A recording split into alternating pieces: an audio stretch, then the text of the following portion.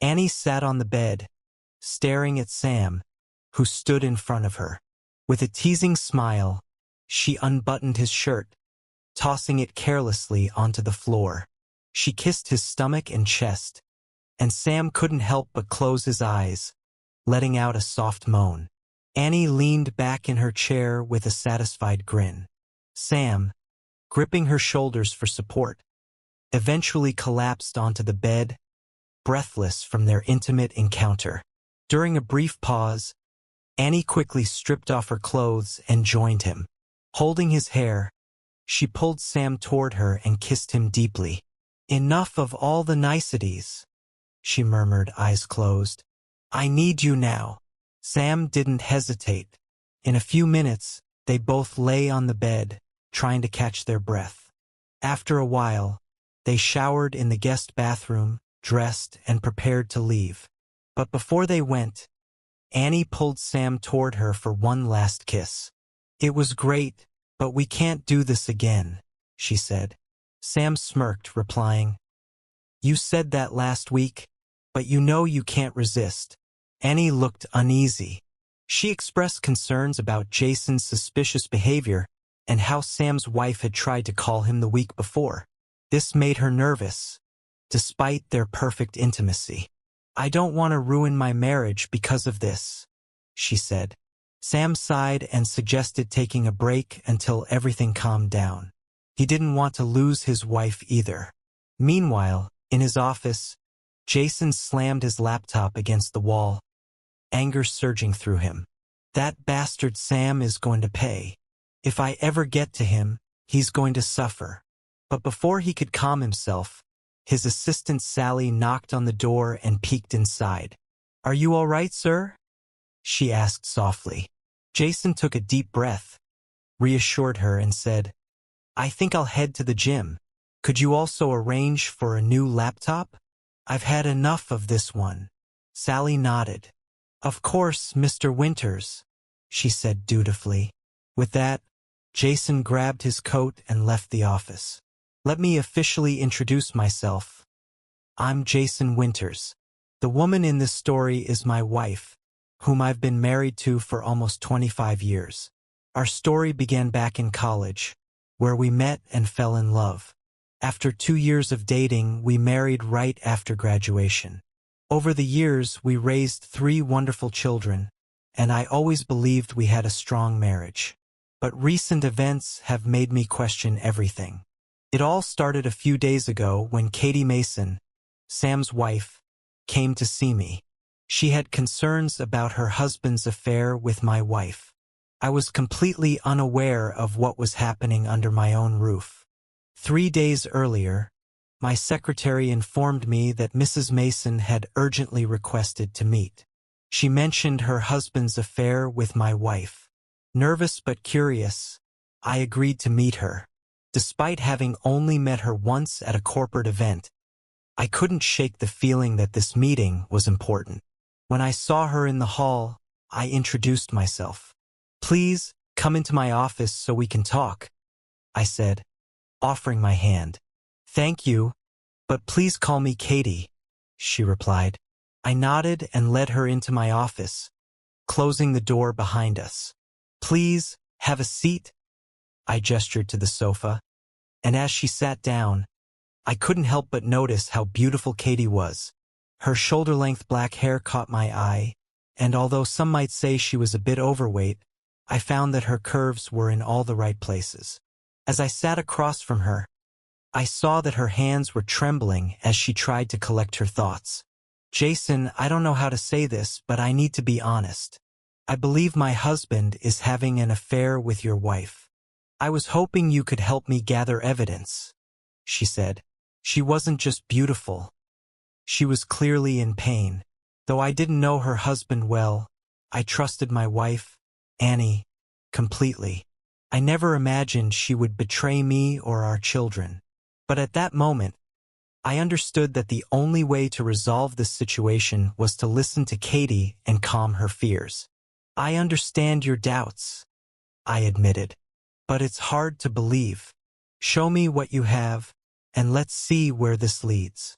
Katie took a few deep breaths to calm herself before she spoke again. Last Thursday, I was in town on business and decided to stop by Sam's office to invite him to lunch. To my surprise, he wasn't there.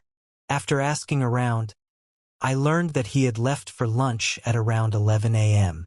This confused me because I usually pack his lunch in the morning, she said, her voice trembling. I tried calling him to make plans, but he didn't pick up.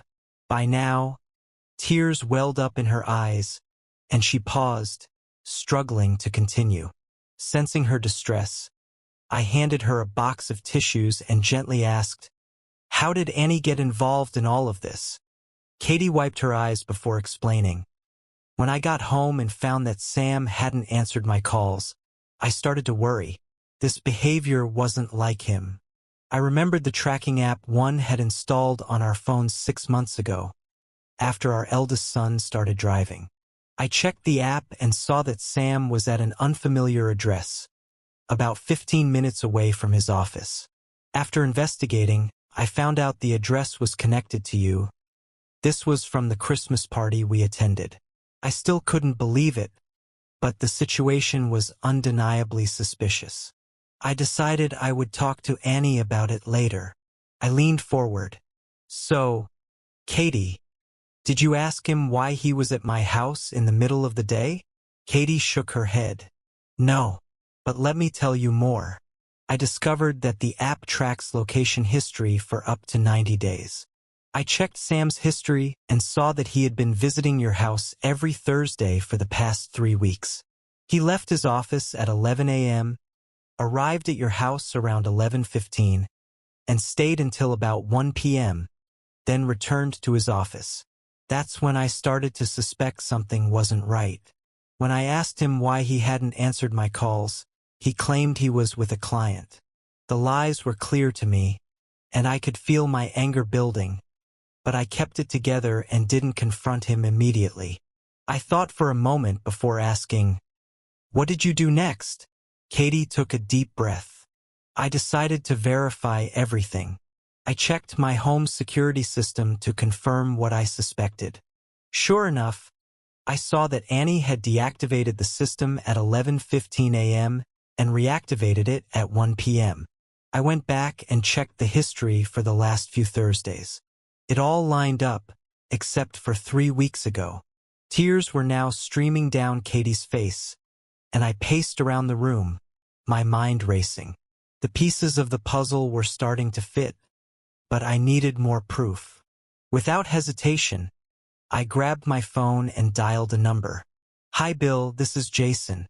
I know it's last minute, but could you come to my office? I have an urgent matter that requires your expertise." Bill assured me he'd be there in 10 minutes. Turning to Katie, I explained, "Bill is a trusted security contractor. He's helped with all my real estate projects, including the security systems in our homes. I need to gather photographic evidence before I confront either of them." Bill arrived promptly. After I briefed him on the situation, he asked, "Are you sure you want to proceed, Jason? Once you see the photos, you won't be able to forget them." Katie nodded in agreement, and I turned to Bill. "Let's do this. Let's see what we find." Bill informed us that our current security system wouldn't be enough. The cameras inside the house only work when the system is armed, so they're not much use in this case. I suggest we install small high-definition cameras in select rooms, ones that can record both video and audio clearly. Without hesitation, I agreed to proceed. "Do it." Bill assured us he would get everything installed the next day. "I'll set up 3 cameras. In the master bedroom, the guest bedroom, and the living room. They'll be equipped with motion sensors and automatic lighting adjustments to ensure clear footage, day or night. In addition, Bill set up cameras in my attic that transmitted signals to a receiver. This would allow me to monitor the footage through an app on my phone. The footage would also be saved in the cloud for future reference." The next few days were a blur as we anxiously waited for any sign of what might unfold. To distract myself, I threw myself into work and spent my evenings in my home office, avoiding prolonged conversations with Annie. Katie seemed to handle the situation better, staying busy with her teenage children and their activities. My own family life, in contrast, was much more strained. Our children had all gone off to college, the same place where Annie and I had met. Our daughter, Savannah, had graduated, while our twin boys, Mark and Jeff, were sophomores. It was a bit challenging having them away, but seeing all of them attend our alma mater brought us joy. Most Tuesday and Wednesday nights, I found myself alone in my office, reflecting on how to approach a delicate issue. Finally, Thursday arrived. Annie kissed me goodbye in the morning, just like usual, seemingly unaffected by the recent events. As I reflected on our 25 years together, I replayed everything in my mind, trying to find any unusual behavior over the past 3 weeks. But nothing stood out, except for one thing: her newfound assertiveness in the bedroom. On weekends, she had usually followed my lead, but lately, she'd taken a more dominant role. At first, I welcomed the change, but now, knowing the reason behind it, my feelings had shifted. And that brings us to today. After reviewing the footage I had captured earlier, I transferred it to my laptop, sent a copy to Katie Mason, and settled down in my office to reflect on my next steps. I knew I had to avoid doing anything illegal, so I decided to call my lawyer, Roger, on my way to the gym. After explaining the situation, he assured me he would prepare the divorce documents, citing adultery as the reason. In our state, divorces typically take about a year, but cases involving adultery qualify for an expedited process that could be completed in just 3 months. Determined to move things along, I reached out to my longtime friend, Ted Jackson, a regional vice president at the bank where both Annie and Sam Mason worked. Ted had been a financial backer for most of my projects, and I knew he owed me a favor. I asked him to look into a situation involving inappropriate relationships between 2 employees during working hours, assuring him I would provide the evidence. Ted promised to take care of everything, and that left me feeling confident. 2 hours later, after a strenuous workout and a quick shower, I knew I could delay no longer. It was time to confront Annie. As I drove home, I listened to a playlist on my phone, using techniques I had learned in college to prepare for important football games. These methods always helped me clear my mind and stay focused on the task ahead. I parked in the garage, walked into the house, and found Annie in the kitchen, cooking dinner as usual. "Hi, honey. How was your day?" she asked, smiling over her shoulder at me. I muttered a response as I dropped my briefcase and went to the bar for a drink. "Oh dear, I'm sorry. Is there anything I can do to help?" she asked, concern in her voice. "In general, you can," I replied. "Take a break. Come with me to the office for a minute. I need you to see something." I gestured for her to join me on the couch. When she sat beside me, her hand gently rubbing my thigh, she asked, "Okay, so what do you want to show me?" I took out my phone, opened the video app, turned up the volume, and pressed play. Then I handed her the phone. A moment later, she stared at the screen, her face draining of color. She saw herself with Sam. "Oh no," she muttered, panic flashing across her face. "No, honey. No, I can explain. It's not what you think," she pleaded. But I couldn't contain myself any longer. My patience had run dry. "What the hell do you want to explain?" I exploded. "You don't have to explain anything. The video is crystal clear. It's painfully obvious that my wife, my partner for almost 3 decades, has been lying and betraying me. You've chosen some insignificant person over the man who loved you, who loved our children. Is there anything else you want to add?" When I regained control of myself, I saw that Annie was crying, her face buried in her hands. "Please, Jason," she begged. "I know I made a terrible mistake, but please don't insult me like that. I am so sorry. Is there any way I can make it up to you? I took a deep breath, trying to stay composed. Let's stick to the facts. I'm not name-calling. I'm just stating the truth. You've been lying since you started your affair. You've been unfaithful, and the evidence is right here. So, why shouldn't I call you names? I paused, my heart racing. As for regret, it seems like the only thing you regret is getting caught. You certainly didn't look remorseful when you were with someone else. Annie curled into a fetal position, crying uncontrollably. I forced myself to stay calm. Before I leave, I need you to understand your options. Roger is preparing the divorce papers. You'll receive them next week, and I want you to take them to a lawyer for review. I think my offer is fair. Half of the house, half of the retirement accounts, and $5,000 a month for a year. You have 2 weeks to sign before I go to court and show the video to the public, your children and parents included. The decision is yours. I'm leaving now, so please don't contact me. No texts, no emails.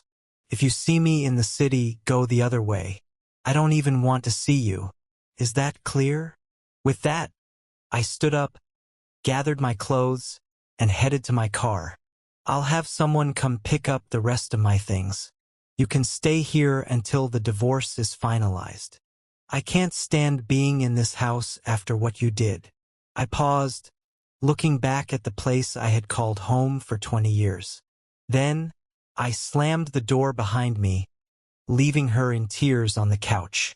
I immediately drove to the apartment that my secretary, Sally, had prepared for me.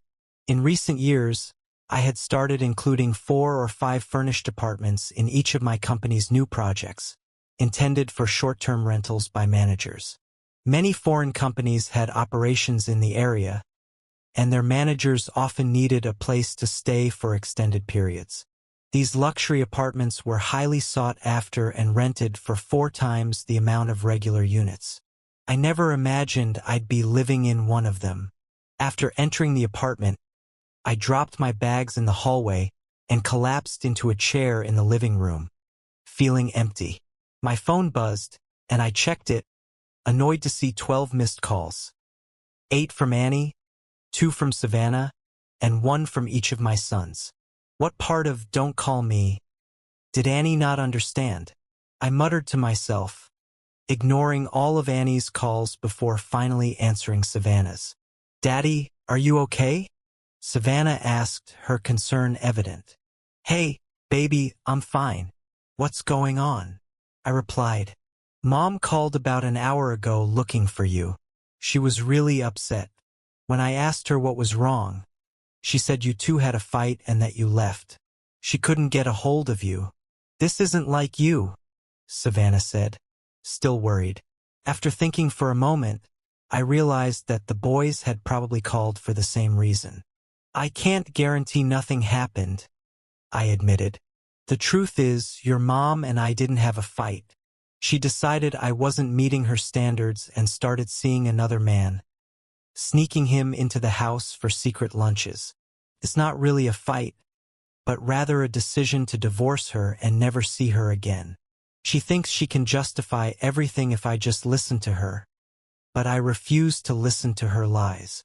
When I heard Savannah's tears on the other end of the line, I paused, taking a deep breath to regain control of my emotions. "This situation is between your mom and me. I don't want it to affect your relationship with her," I said. After talking to Savannah, I informed Mark and Jeff about what was going on. Like me, they were angry with their mother, but I believed they would reconcile with her in time, though it would take a while and she would have to endure their anger in the meantime. In the weeks that followed, things remained relatively calm. I focused on my work, spent time at the gym, and kept busy so I didn't dwell on the chaos in my personal life. Outside of work, I only spoke with the kids and Katie Mason. I regularly checked in with the boys about school and sports, and Savannah updated me on her life. My daughter mentioned that Annie wasn't doing well, So Katie and I decided to discuss her situation during our weekly Monday lunch meetings. Despite the risky nature of our conversations, we both needed someone we could trust to understand our situations. While I was determined to proceed with the divorce, Katie hesitated, as it could complicate her relationship with her children and her husband, Sam. Katie often leaned on me for advice in making decisions, and I had become her sounding board. On the last day before the deadline, Roger informed me that Annie had signed the divorce papers and sent them back to his office. All that remained was to wait 3 months for the court to finalize the agreement. Annie asked if I would meet with her before going to court. Though I resisted, Roger insisted it would make things easier in court if I agreed to meet with her. He mentioned that most judges would expect a spouse to at least try to have an honest conversation before ending a 25-year marriage. Eventually, I agreed to meet with Annie, but only when I felt ready. Over the next month, I returned to my usual routine, the one I had before meeting Annie. I worked hard, played sports, and socialized frequently. Due to business commitments, I traveled out of town for a few nights each week, often spending evenings having dinner, drinks, and chatting with clients. Though there was the occasional harmless flirting with female regulars, it never went beyond that. I have to admit, after Annie's infidelity shattered our marriage, I started drinking more than usual. What began as innocent flirting during my trips quickly escalated into something more serious and regrettable. I found myself in relationships with several women, regardless of their circumstances. I was angry at Annie for what she'd done and resentful of Sam for interfering in my life. Yet, I found myself doing the same thing to others, trying desperately to numb the pain. But no matter what I tried, nothing helped. During this chaotic time, I found solace in weekly lunches with Katie Mason. We even went on a few spontaneous outings together. While we didn't label our time as dates, it was a welcome change from the emptiness of one-night stands. Although our relationship wasn't physical, I found myself lingering too long after our goodnight kisses. One Monday evening, Katie and I went out to dinner. She seemed unusually quiet, pushing her food around on her plate. It was clear something was bothering her. After a long pause, she finally looked at me. "Jason," she began. "We've been spending time together lately. Although we haven't called it anything, it feels like dating. I sense some tension between us, especially when we say goodbye. It's like we both want something more than just a kiss, but neither of us is taking the next step." She hesitated, gathering her thoughts, then spoke about her uncertainty over rekindling things with Sam, her high school sweetheart. Some days she wanted to try again, while others she was ready to move on. Despite her indecision, she admitted she still had needs as a woman and suggested that I likely had similar ones. I nodded in understanding. She then asked, "Would you be willing to help me meet those needs?" She explained that while this might seem unconventional, she could never imagine picking up a stranger for something like this. "Since you're my friend and I trust you, I'm open to considering it. Please don't worry about offending me. If you decline, I'll understand, but I think this could be good for both of us." Her question caught me off guard. I took a moment to think it over before responding. "I'm flattered that you trust me enough to ask," I said. "My hesitation doesn't mean I'm not interested. You've always been beautiful to me, from the moment you walked into my office. My initial instinct is to say yes, but I need some time to consider the implications. Can I call you tomorrow with my decision?" She appreciated my honesty. "Of course," she replied. "I understand it's a big request, and I'll respect whatever you decide. I just didn't know who else to turn to." After our meal, we chatted a little longer before it was time to leave. I assured her I'd give her an answer first thing in the morning. Deep down, I knew I wanted to say yes. I had been fantasizing about being with her for weeks, but I needed to convince myself I could handle the consequences.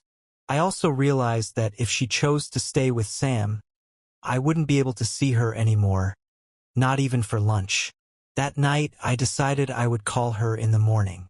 When I did, I introduced myself as Jason and told her that I had agreed to her request, but with one condition. There was a brief pause before she asked, "What's the condition?" I explained, "If we meet to be intimate, I want it to be more than just a one-night stand. I need a deeper connection with you to feel comfortable. So here's my idea. Let's take a weekend trip together.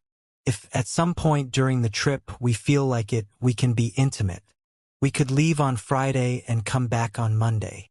She responded, "Wow, I thought you'd refuse. I'll tell Sam I need some time to clear my head and ask him to look after the boys for a few days. What time should we leave?" "Let's meet at noon on Friday," I replied. "I'll text you the details tomorrow." The next day at work, I arranged everything.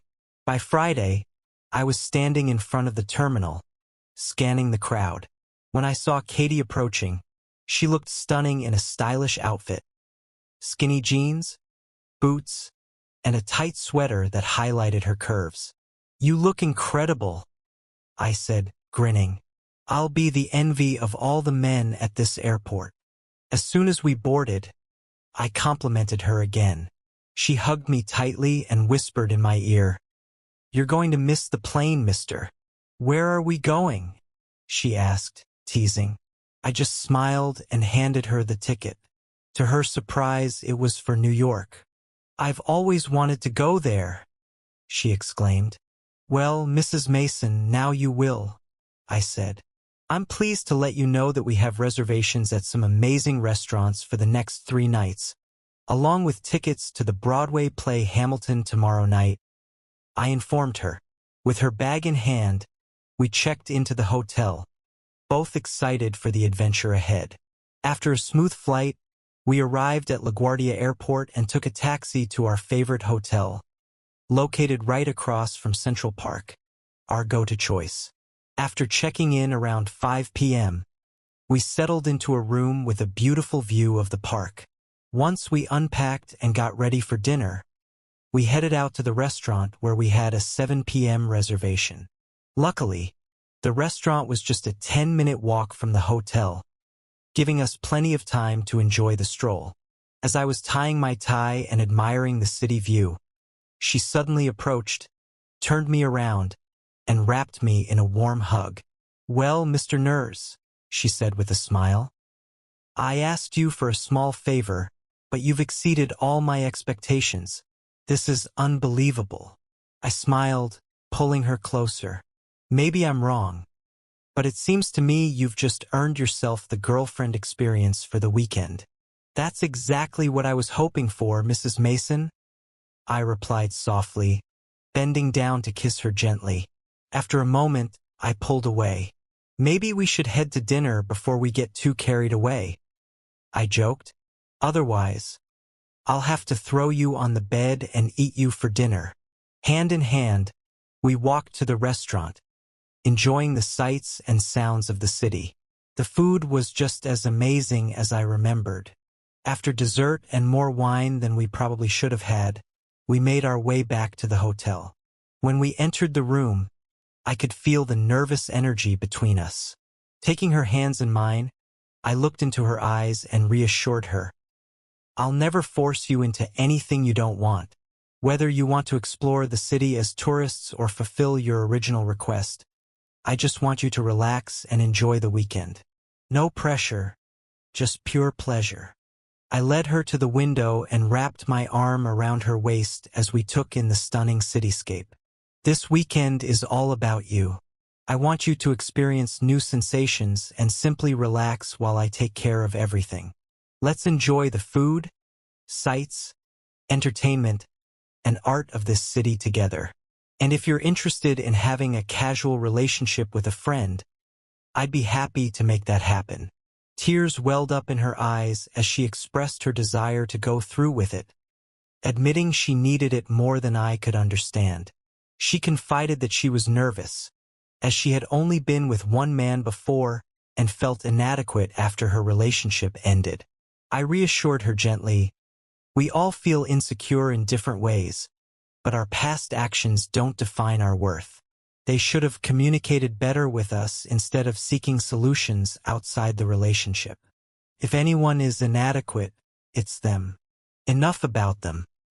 Let's focus on enjoying the present. I kissed her softly on the neck, right behind her ear. She closed her eyes, leaning into me, and tilted her head, inviting me to continue. Now, let's see the story from Katie's point of view. It was an amazing feeling, I thought, closing my eyes and leaning back into his arms. With his left hand, he gently brushed my hair aside, causing goosebumps to run down my spine. He continued to shower soft kisses across my neck and the top of my dress. His hands slid down my sides, lightly grazing my chest before resting on my hips. I pulled him closer, pressing my lips to his, exploring his mouth gently with my tongue, pulling him toward me with all my strength. Then, I pulled away, teasing, "Take off those annoying clothes while I freshen up." I closed the door behind me and stared at my reflection in the mirror, wondering if I should follow through with my plan. After thinking it through, I confirmed my decision.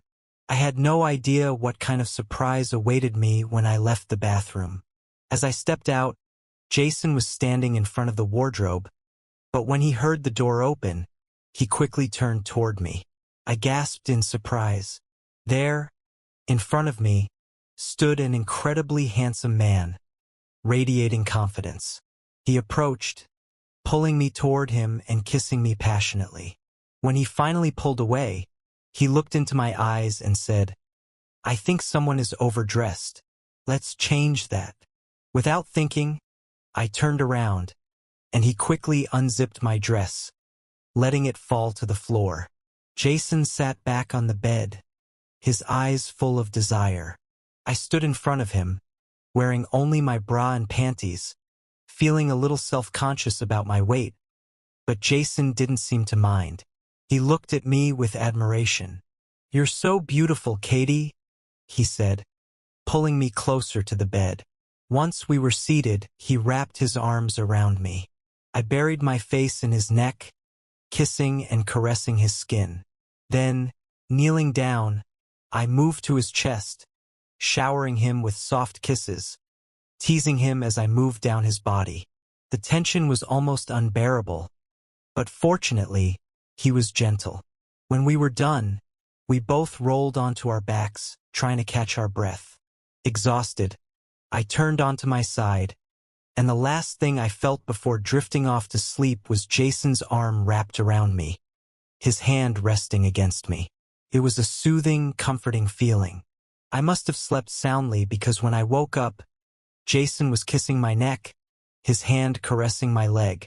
I got up to take a shower, leaving him in bed.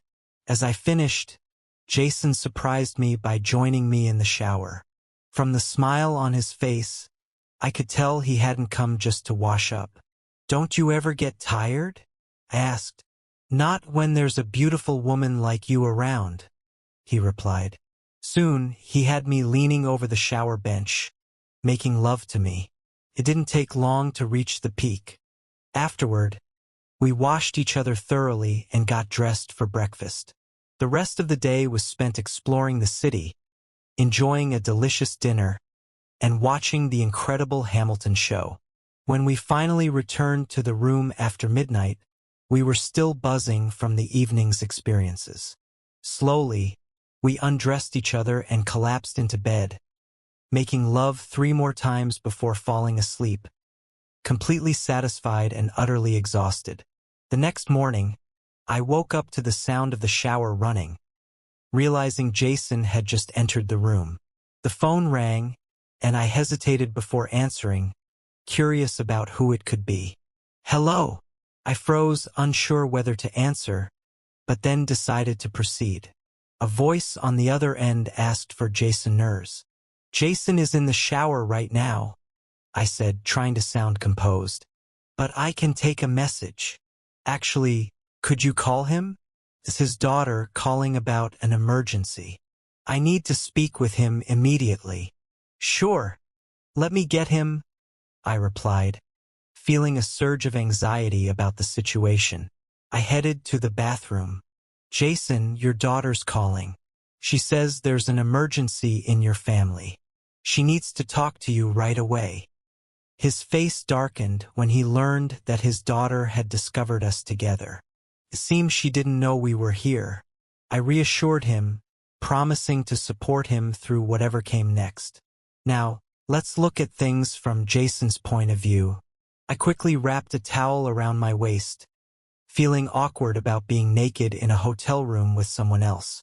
I sat on the bed, grabbed the phone, and looked over at Katie. Taking a deep breath, I answered. "Hello, Savannah?" "Hi, Daddy," came the response. "It's Mark. He had an accident." "Oh no, how is he?" I asked, my heart sinking. "He's going to be fine, but he's in serious condition. He has a concussion, broken ribs, and a leg that will need surgery tomorrow." I reassured her, promising to arrange a flight as soon as possible. "Send me the hospital and room number, and I'll let you know the details of my flight." "Okay, Dad." "Thanks, Daddy. And how's Mom doing?" "We're doing fine, but we miss you. We really need you here." "I'll be there soon. Please take care and let me know about the flight details. By the way, Dad, who was the woman answering the phone?" My stomach dropped. It's a long story, Savannah. I think it's better we talk in person. I'll explain everything when I see you. Just take care. Okay?" I quickly brought Katie up to speed, explaining that I needed to find a flight to get back home. Despite my offer to stay and enjoy the city for one more day, she insisted on flying back with me. Fortunately, I managed to secure 2 seats on a direct flight that would get us home by 3 p.m. We hurriedly finished packing and headed to the airport. On the plane, Katie placed her hand on my knee and rested her head on my shoulder. "I feel so sorry for Mark," she said. "He'll be fine," I reassured her. "He's a tough guy." "I'm sorry about our weekend," she continued. "I had a great time, though. I hope you got what you needed from it." Katie insisted that I shouldn't worry about her, joking. "I just asked you to scratch my itch, and you certainly did." Looking back, I realized maybe I should have warned Katie that my doctor friend had given me a sample of Cialis before our trip, but I assured her that I didn't need it to do the job. I was determined to make a positive impression, and it worked. However, on Friday evening, I had a bit of an issue when my arousal didn't subside, which made me worry about the warnings I'd heard about seeking medical help for prolonged arousal. Fortunately, the issue resolved itself when we boarded the flight home. We slept most of the way, and I woke up just as the wheels touched the ground. Katie and I quickly packed up our things and said our goodbyes. I promised to keep her updated on Mark's situation, and we agreed to talk later. The week after we returned, both Katie and I needed time to reflect on everything that had happened in New York and decide on what to do next. After retrieving my car, I went straight to the hospital to check on Mark. I knew it wouldn't be easy. I was nervous about seeing Annie for the first time in 2 months. I didn't know what to say or how to act. I also realized that I needed to face Savannah and explain why her father was in a New York hotel room with a woman she didn't know anything about. But then, an epiphany struck me. I had to put all the drama aside for now and focus on my son, who needed me. After that, I would have to face Annie and deal with the unresolved issues and emotions that had built up between us. When I first caught Annie with Sam, I vented my anger by shouting at her. I decided to cut off all communication with her, seeking to rebuild my self-esteem by indulging in one-night stands while traveling. Despite trying to move on and start something with Katie, I still couldn't find peace.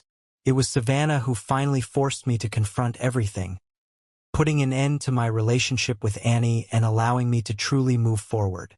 I summoned every bit of courage I had before opening Mark's hospital room door. As I approached, I felt a wave of unease, How could I feel nervous about seeing my own family? Come on, Jason, just relax and be yourself, I thought. With one final deep breath, I opened the door. Savannah! I exclaimed as she rushed to me, wrapping me in a tight hug. I'm so glad you're here. I returned the hug, feeling grateful for her warmth. As I looked around the room, I noticed my son Jeff sitting in one of the chairs. I smiled at him. Well, don't you want to hug the old man? I teased. Hi, Dad, he replied. When I approached, he stood up and hugged me too. It looks like Mark will be out of action for a while. Guess now you can invite your old man to a golf game. Huh? He joked. I grinned. Yeah, I won't have to take Mark with me. He might get jealous. I glanced at Mark's bed, where he seemed to be sleeping. Annie was sitting next to him, just as I expected. She looked nervous, avoiding eye contact with me. If we were going to get through the next few days, I knew I had to ease the tension. I walked over to the bed, sitting beside her. Well, Annie, how's our boy? It's not too bad right now, she replied. But he really scared us yesterday. We sat together, reminiscing about how the kids had grown up and recalling the wild antics from their younger years. The tension slowly dissipated, and soon everyone was more at ease. By 7 p.m., I suggested everyone head home. I told Savannah and Jeff to go back to school, promising to keep them updated on Mark's surgery. I also sent Annie home, noticing her fatigue. I didn't feel ready to be alone with her yet. The next day, Mark's surgery was a success. A few days later, he was discharged and allowed to return home. Annie and I helped him settle into his room, though being back in the house brought back painful memories. I promised myself I wouldn't give up, at least not for Mark's sake. After making sure Mark was comfortable, I said my goodbyes and promised to visit again the next day.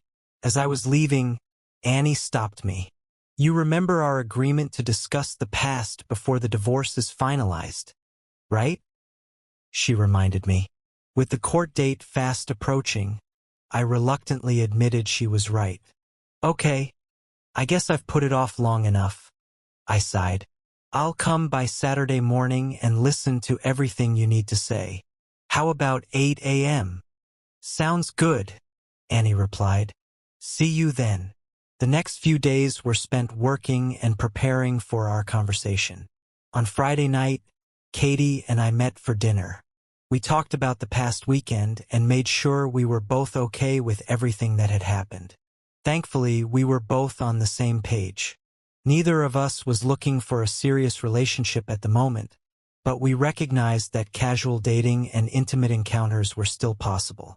We returned to my apartment afterward, and the night ended with us making passionate love for hours, like a couple of college students, before Katie had to leave to tend to the kids. On Saturday, I arrived at my former home at 8 a.m.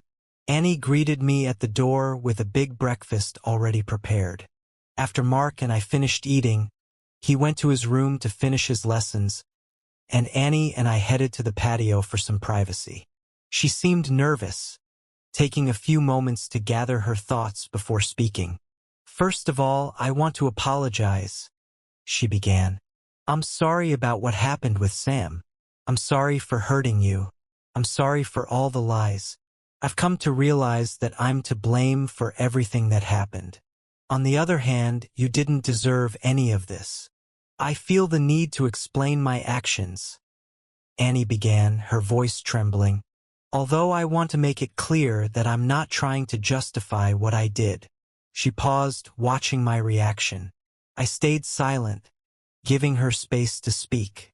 It was her moment to voice her feelings, but I wasn't ready to forgive her easily.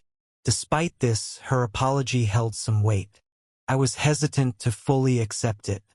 A few weeks ago, I had already forgiven her, but that forgiveness was more for my own well-being than anything else. Anger had consumed me to such an extent that I often felt physically sick. It wasn't until Katie convinced me to truly consider forgiving Annie that I began to reflect on it. Katie helped me understand that forgiveness wasn't about excusing her actions, but rather about freeing myself from the burden of resentment. When Katie saw I was still hesitating, she urged me to keep an open mind. Annie continued, "Over the past few months, I've been seeing a psychologist to help me understand why I acted the way I did. Much of what I'm sharing with you now comes from our conversations." As expected, the conversation turned to assigning blame, whether it was mine, my parents, or the kids. Despite my doubts, I listened patiently for an hour as she explained her thoughts. Though I felt her perspective was flawed, I let her speak as it seemed to offer her some clarity, at least in her own mind. "The story begins when the boys left for college," she said. "Their absence left me feeling isolated and depressed. For 2 decades, I devoted myself to raising them, but now that they've grown up and become independent, I was left with feelings of loneliness. I've always struggled with depression to some extent, but this felt different. Meanwhile, you were so absorbed in your career, I didn't know how to cope." The therapist had advised her that when children leave the nest, parents should focus on other aspects of self-realization to regain a sense of purpose. While I found satisfaction in my work, she felt that work was just a way to pass time, leaving her feeling bored and alone. That's when Sam suggested they meet for lunch dates. She admitted it was inappropriate, but his attentiveness filled the void she was feeling. Over time, their conversations turned personal, complaints about me and about Katie. One Wednesday, after a client event, Sam walked her to her car, and after a few drinks, he unexpectedly kissed her. She kissed him back but stopped when guilt overwhelmed her. From then on, their communication followed the same pattern: meeting for lunch, exchanging kisses, and eventually having passionate moments in Sam's car. Despite her claims that their relationship was purely physical with no emotional attachment, it was clear to me that she was seeking validation, something she wasn't getting at home. The physical aspect wasn't as important to her as the thrill of breaking the rules. Yet, despite her feelings for me and desire to restore our marriage, she had let herself slip into an affair. When she finished, I paused to gather my thoughts before asking 2 questions. Did you cheat on me for the first time? And, did you continue seeing Sam after I left? I didn't need to hear her response. I already knew the answers. I just wanted to test her honesty. Jason, please believe me, it was a one-time thing, she begged. Surprisingly, I decided to believe her. In fact, I hired a private investigator to look into her and Sam's story. Katie and I provided access to our phones and bank accounts, and I even allowed the investigator to inspect Annie's laptop. A few weeks before Annie and Sam visited our house for the first time, the investigator found nothing suspicious on any of Annie's devices or in our accounts. With no solid evidence, he concluded that Annie had no reason to lie, and I chose to trust her. But then, things took a turn. I knew the truth. "Here's the thing, Annie," I said, my voice steady. "I know this is a complete lie. Sam was at our house twice, on consecutive Friday evenings after I left. He spent the whole night here both times." A look of panic flashed across her face. "Do you remember how Bill Stevenson came to remove the cameras after I talked to you?" I asked. She nodded. "Did it ever occur to you that I might have sent him back to fix them while you were at work? Did you really think I was naive enough to believe that, after everything, you and Sam wouldn't turn to each other for comfort?" Tears streamed down her face as she spoke, her voice breaking. "I'm really sorry. Please let me explain. I was scared and lonely. You and Katie left us, and we just needed someone to talk to." "Cameras don't lie," I said firmly. "I'm like you. I can listen to the truth, but I will not tolerate lies. 2 mistakes might not seem like a big deal, but dishonesty for me is unforgivable. Even at work, I can forgive mistakes, but lying is where I draw the line. I had heard everything I needed to hear. I had kept my promise to give her the opportunity to speak, but it was clear she wasn't ready for full honesty.